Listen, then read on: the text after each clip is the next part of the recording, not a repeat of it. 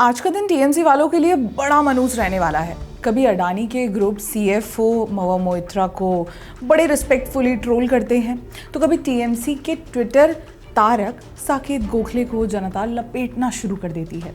अब लपेटे भी क्यों नहीं भाई, इन्होंने कोविड वैक्सीन पर ऐसा बयान दिया है कि सोशल मीडिया ने उन्हें ट्रोलिंग का मुफ्त वैक्सीन दे दिया है।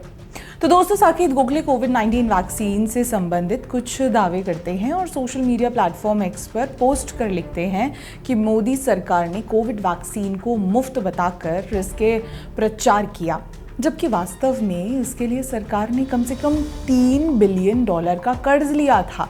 इस पोस्ट के बाद साकेत गोखले को सोशल मीडिया पर जमकर आलोचना और ट्रोलिंग का सामना करना पड़ रहा है, क्योंकि जनता इन्हें फाइनेंशियली इलिटरेट बता रही है।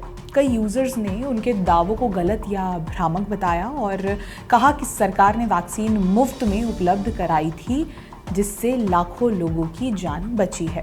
कुछ लोगों ने इसे राजनीतिक स्टंट करार दिया, जबकि अन्य ने उनकी विश्वसनीयता पर सवाल उठाए। एक यूजर लिखते हैं, Such are the idiots we have in parliament. Vaccine would fall from sky for no cost.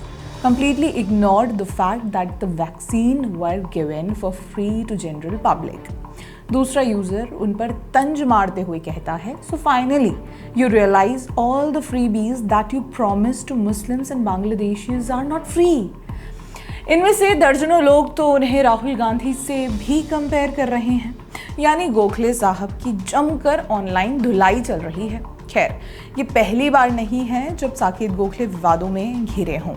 इससे पहले भी 2021 में उन्होंने भारत की वैक्सीन निर्यात नीति पर सवाल उठाए थे, जिसको लेकर उन पर भ्रामक जानकारी फैलाने का आरोप भी लगा था।